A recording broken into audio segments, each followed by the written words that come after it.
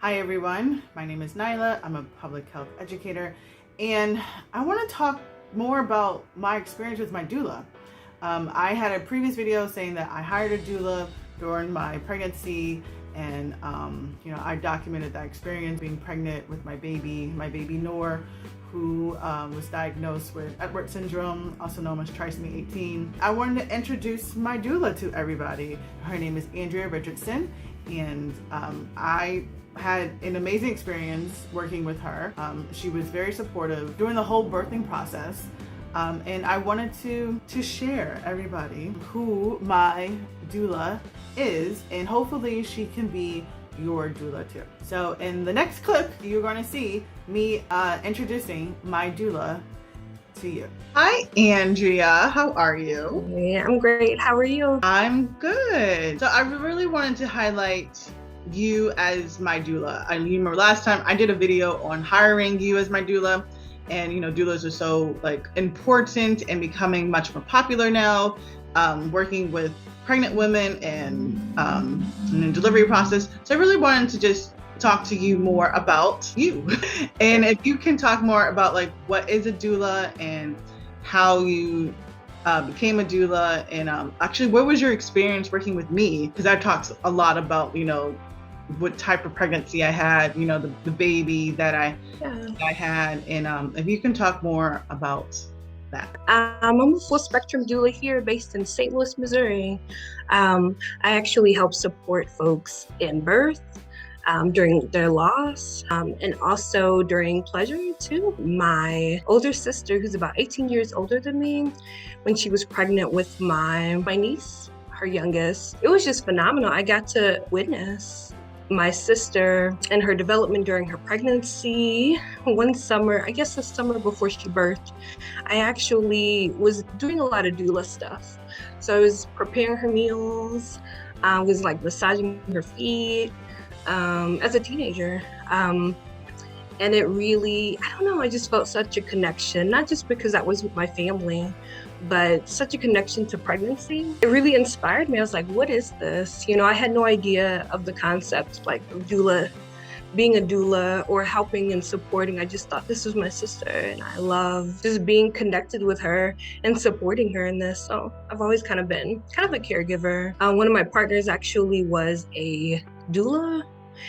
I thought that was really cool. It's what do you do as a doula? And she actually told me. And then fast forward to 2019, I was at the Festival of Nations and I met up with a new friend who just became a doula. She was like, I think you'd make an amazing doula. I was like, oh, I told her about my sister-in-law, my journey, just all of it was really in the back of my head. I was like, oh, this is really how we support folks during this time, during this sacred time of pregnancy. I took my training here at Jama, this birth village here.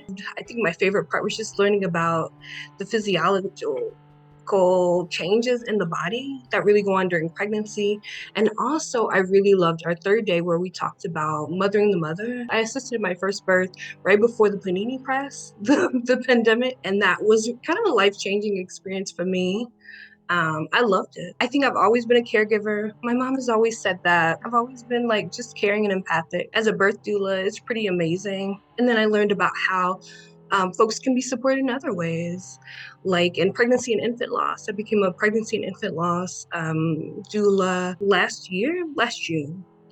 And that was everything too, from learning about the process of abortion, learning about what a stillbirth looks like, learning about what a miscarriage is, learning about just the different processes of loss. This actually was my first support in pregnancy and infant loss.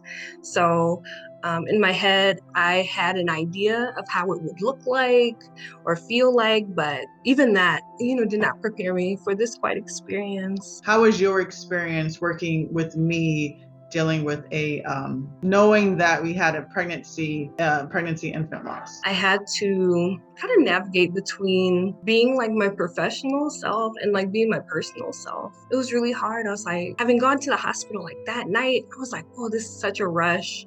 I had to phone a doula sister of mine who's also Muslim too. I had a little prayer tree going on. My mom, I prayed for y'all. I was just ready. I was ready to support and with whatever pain management you wanted. I really I thought it was really deep to be doing doulas, like epidural. That's always like the scariest part, I feel, as a doula, because epidurals are so tricky. They can be really tricky if you move. I just want to bring spirit and God in that space. I think part of it was really like sad, but also like I feel like we had a great time connecting. Mm-hmm.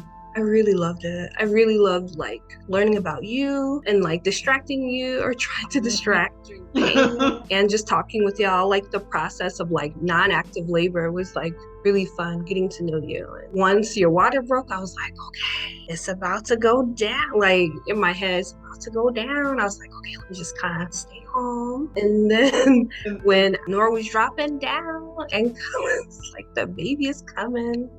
Yeah, because I was like, okay. I thought I pooped. Yeah. Yo, I remember.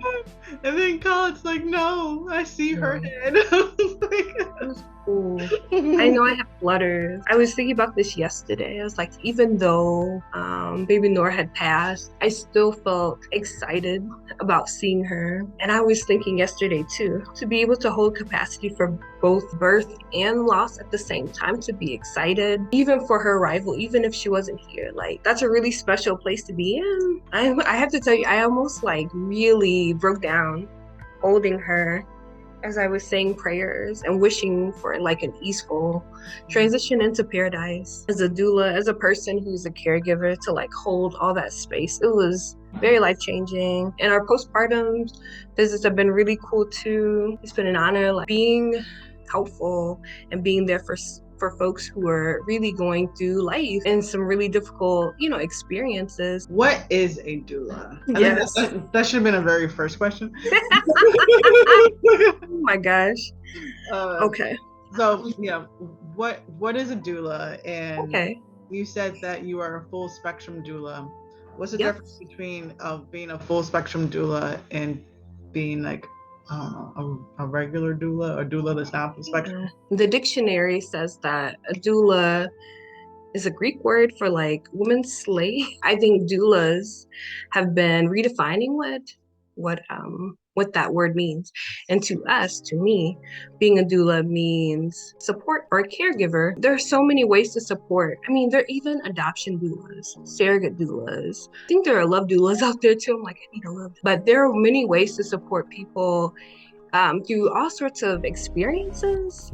And full spectrum doula is defined by, a lot of people define it differently. So some people think it's just birth, postpartum, labor, postpartum. Some folks bring it into like a reproductive justice spectrum. So abortion, birth, loss, like pregnancy and infant loss, or death support. And also now it's pleasure support. For me, a full spectrum does all those things. And I actually hope to get into like be a fertility doula, and also surrogate, like I was saying, surrogate and adoption doula. It's really important. We need people educating.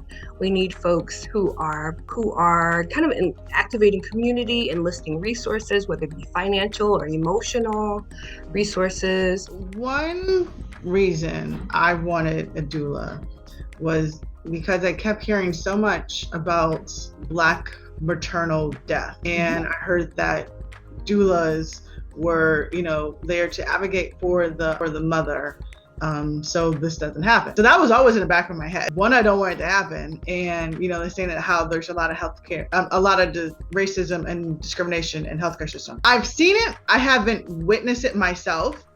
But what did you think about, my care when I was going through delivery? It was okay. I wish that the nurses, I actually wish that they had like some sort of pregnancy and infant loss training. I wish that they could really learn how to support people who are experiencing loss, so that they're coming from a humanist standpoint and not just, I'm gonna shut it down like emotionally.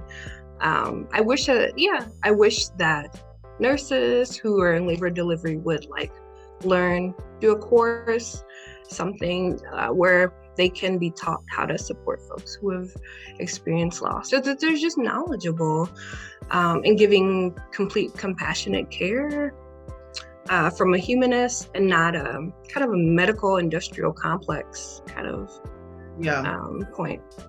I think with that, it comes down to when you're trying not to be emotionally attached, it's because you still have a job to do and you don't want to put your heart in front of your brain. But what I did see, I did notice, they all looked like they wanted to cry. All of them looked like they wanted to cry. How can other people hire you as their doula, and will you be able to even be a doula virtually to people who are out of state? Would you still be able to be a doula that way, or does it have to be in person? It doesn't have to be in person. I'm definitely willing to support virtually. They can visit my website, Womb Care Woman. Woman is spelled WOMXN.com, and book a consultation, kind of like you did. They can also email me at Andrea@wombcarewoman.com. I think that in the ways in which doula support, like educationally, spiritually, can be done virtually too. It doesn't necessarily have to be in person.